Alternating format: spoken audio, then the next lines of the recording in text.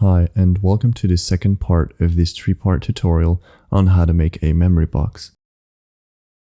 This part will focus on making the trays that hold the rocks and other objects in place.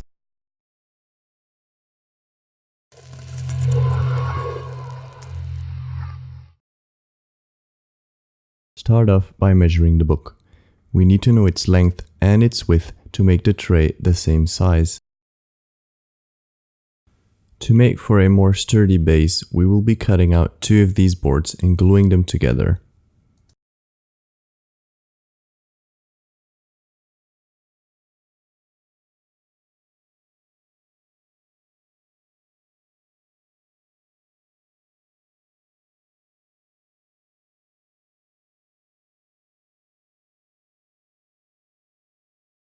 I let the inner wall come up to about 2/3 of the height of the stones.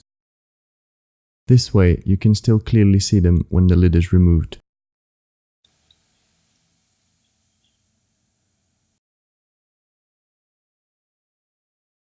Make sure that the grain of the boards is running vertically along the walls. You can cut all your sides by hand, or you can buy a cutting machine and spare some time by doing it this way. Two strips need to be as long as the full length of the board, while the other two need to fit exactly in between them. This adds up to two boards of full width, two boards of full length, minus two boards thicknesses. Then apply glue and paste them in place.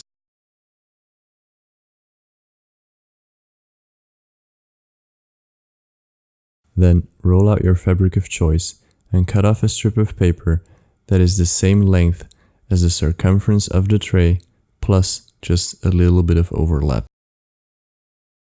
The height of this strip is equal to the outside height of the wall plus the inside height of the walls plus some overlap on the inside plus some overlap on the bottom. Measure where your box needs to go and lightly mark it down. Then apply glue to the first wall and place it down.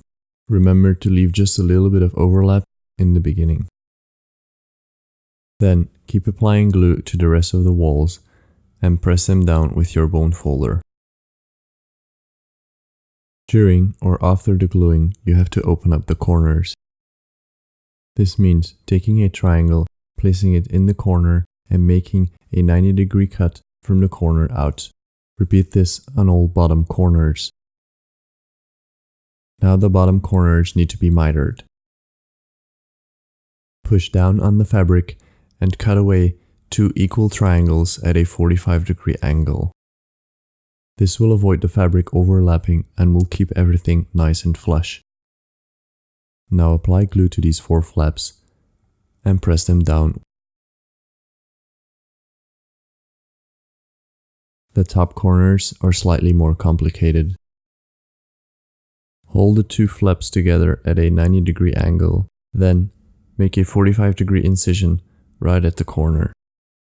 Again, this is important to avoid fabric overlapping. Repeat this on all corners. Then, two opposing edges, in this case, the A edges, will get cut differently than the B edges. For flap A, you need to cut out a little strip of paper starting from the 45-degree cut you made earlier. The thickness of this strip needs to be the same as the thickness of the book board.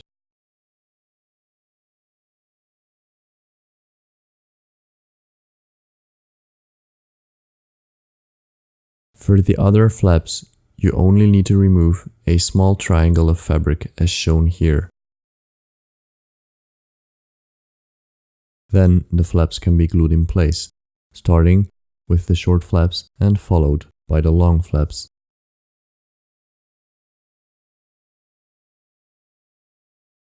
Once the fabric is glued to the outside walls, it is now time to make the frame for the inner walls. As mentioned before, these need to be taller than the outside walls.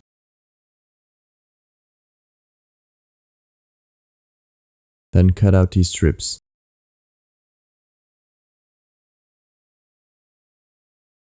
Glue them together and put some paper tape over the corners as it remains rather flimsy.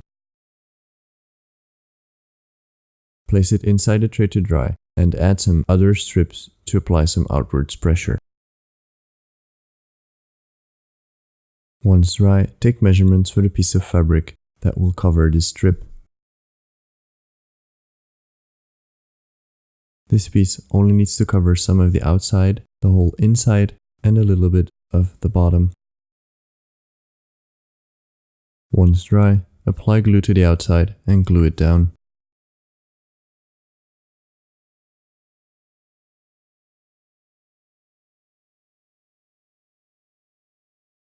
Then, open up the corners as shown earlier.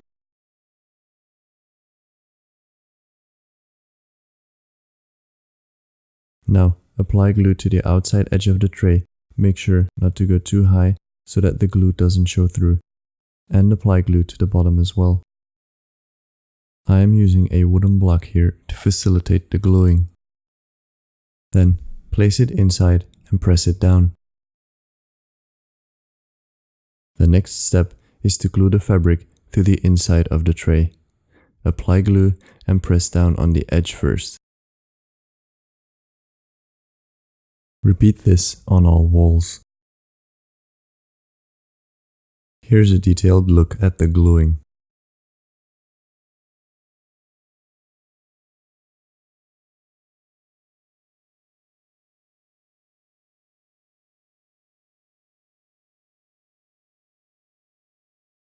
Measure the inside dimensions of your tray and cut out a rectangular piece of fabric to line the bottom of the tray and glue it in place. Now comes the part where you have to cut all the internal bits and pieces to accommodate for all the different sized stones.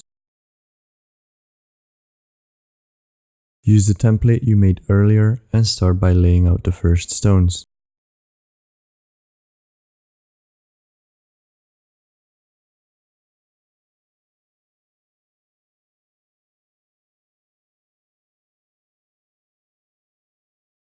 Once you have a rough estimate of what you need, you can start by covering your strips with fabric. Make sure this piece of fabric is long enough to go all the way around the four sides of your strip. Then glue the fabric to the board and glue them in place. The upper left section of my grid is pretty regular, so I can make an interlocking grid to hold all the stones in place.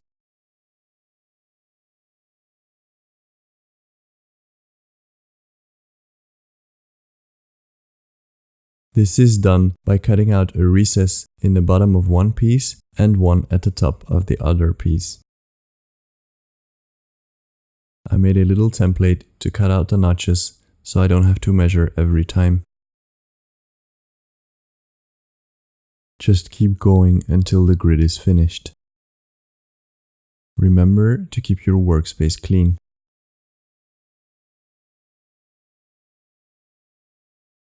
Take out all the pieces and clean the tray as well.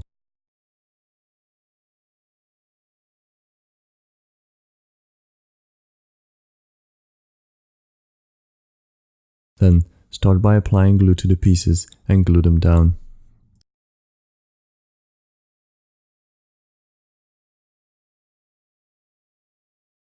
It helps to put in the corresponding objects just to make sure you're gluing in the right pieces.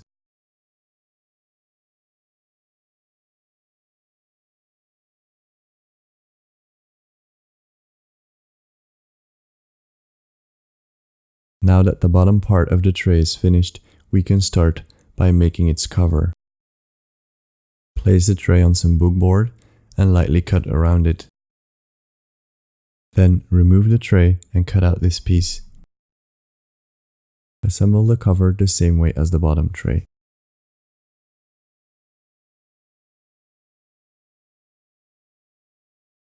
For a good adherence, it helps to put some heavy books on top. Now we need to cover it with fabric. Measure and cut out a piece of fabric that is big enough to go all the way over the sides and onto the bottom on the inside of the cover. Then glue the cover in the middle of this piece of fabric. The next step is to cut the corners. On the short side, first make a cut perpendicular to the long side, starting from the corner. Then stand up your cover onto its long side. Make sure that it is completely flat and make a 45-degree cut that reaches just outside one wall thickness. Then, at a 90-degree angle, starting from the end of the previous cut, make a 90-degree cut to the long edge. Then, move over your triangle and make a parallel cut starting from the corner itself and remove the waste.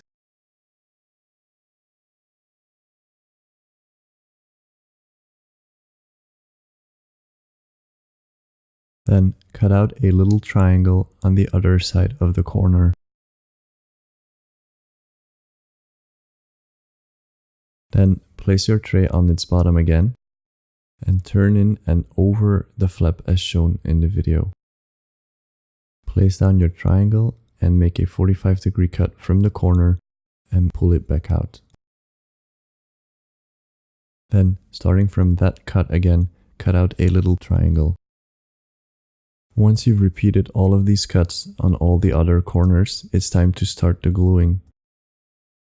First, glue the extra flaps on the corners.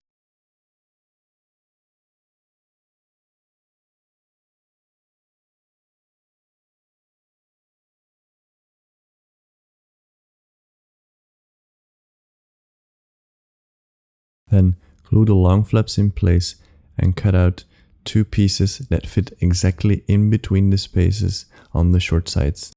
This is needed to provide a smooth back and upper edge. Repeat this on all flaps. Use your bone folder to push in the edges.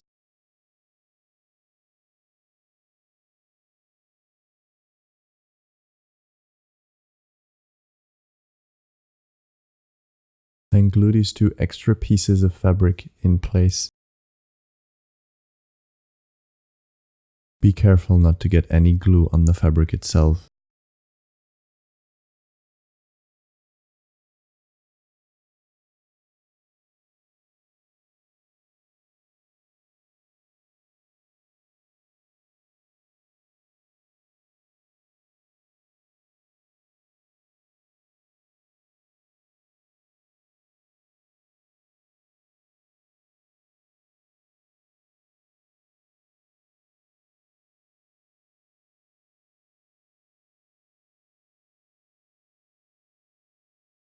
Then line the bottom of your tray with some scrap, and then cover it with one large piece of fabric.